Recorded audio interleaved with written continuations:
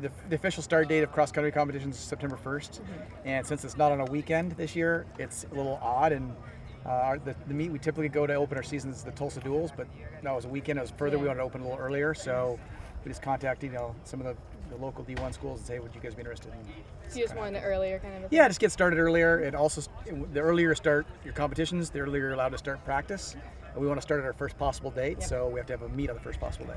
It's always good to run competitively and to finish well.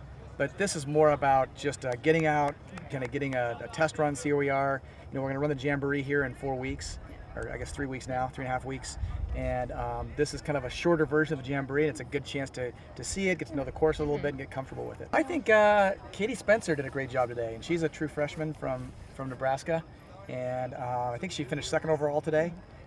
So proud of her, and she's doing a great job for a freshman to come out here, even if it's still a college competition, to come out here and finish well and beat her teammates and do a good job is very impressive. A returner who's not run cross country for us before is Ingeborg, who won. And Ingeborg was hurt last year, so she missed the season, but she's extremely talented, an Olympic hopeful for 2016, and she looked very good today, so it'll be fun to watch her. That felt good. We were just planning on running as a pack, and then if we felt free, we could push it the last K. So it was nice to run as a team. The males are the same way. We kind of split it up. There's some, Sirach's one of our better athletes, and he was out there and looked great. Bagard Olsted's certainly very talented, so yeah. All right, just talk about Sirach again. He's had a pretty good year. Yeah, he's had a good year, and he's grown up a lot. His maturity level and his focus and his approach to training and racing has gotten much better. He's always been talented, but now I think he's on a different level, kind of mentally, and he's more dialed in. I think we're going to see more and more of what we saw today as the season goes on. Going up this hill to start, it's a steep hill, so that was heavy on the legs, but then it's a slight downhill, and then that's when I recovered, and then from that recovery, I think I just went for it. I was like, I'm just going to push. It's only a 5K.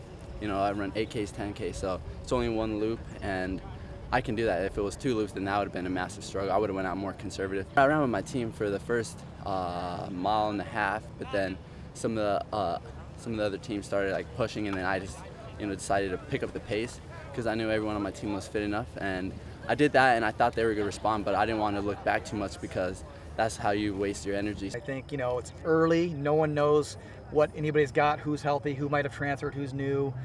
So it's kind of guesswork at this point. So once we get to a couple races, maybe by the Jamboree, they'll have a much clearer representation of who the teams that are really ready to run are.